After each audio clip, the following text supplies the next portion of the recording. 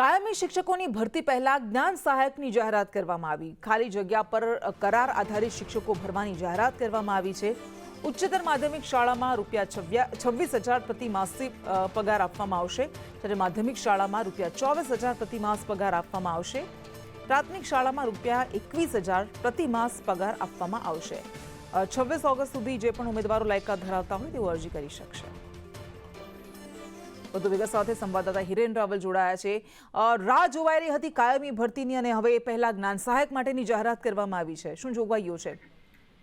ધોરણ 9 થી 12માં કાયમી શિક્ષકોની ભરતી પ્રક્રિયા મોટે ભાગે પૂર્ણતાના આરે છે। ધોરણ 1 થી 5ની પૂર્ણ થવાની આરે છે। 6 થી 8માં કાયદાકીય પ્રક્રિયાને કારણે વિસંગતતાઓ છે। આ વચ્ચે શિક્ષણ વિભાગે 1 થી 12 માટેના જે જ્ઞાન સહાયકો એટલે કે કરાર આધારિત જે શિક્ષકો લેવાના છે એના માટેની ભરતી પ્રક્રિયા શરૂ કરી છે।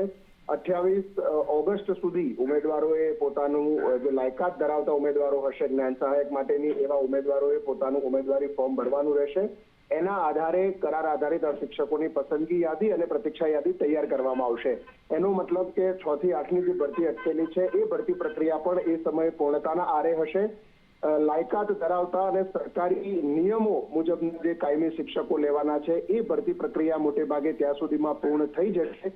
એના પછી જે જગ્યાઓ ખાલી રહેશે એ જગ્યાઓ પર કરાર આધારિત આ જે લિસ્ટ તૈયાર થયું હશે એમની નિમણૂકો કરવામાં આવશે, જેમાં પ્રતિ માસ ધોરણ 11-12 માટે એટલે કે ઉચ્ચતર માધ્યમિક માટે 26,000, માધ્યમિક માટે 24,000 અને 1 થી 8 માટેના જે શિક્ષકો છે એમના માટે 21,000 પગાર નક્કી કરવામાં આવે છે। આભાર।